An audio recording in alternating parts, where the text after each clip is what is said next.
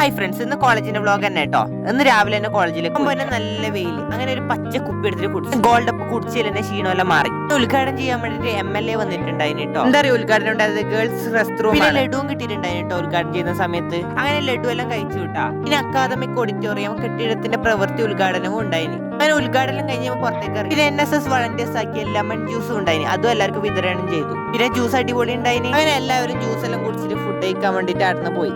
അങ്ങനെ നമ്മളും അടുന്ന് ഇറങ്ങി കേട്ടാ. പിന്നെ എന്റെ ബാക്കിൽ പിന്നെ കണ്ടിട്ട് പരിചയം ഉണ്ടാവുമായിരിക്കും. പിന്നെ ഫുഡ് കഴിക്കാൻ പോകുമ്പോഴാണ് നമ്മളെ സീനിയറായ ബിബി ഏട്ടനും ശ്യാം ഏട്ടനും നന്ദകിഷോർ ഏട്ടനും പിന്നെ രണ്ടാളും കൂടി ഉണ്ട്. ഒരാൾ കാർത്തിക് ഏട്ടനും പിന്നെ ഒരാൾ ഒളിച്ചിരിക്കുന്നുണ്ട് ബ്ലോഗിൽ വരാതിരിക്കാൻ വേണ്ടിട്ട്. അതായത് മനസ്സിലായാ.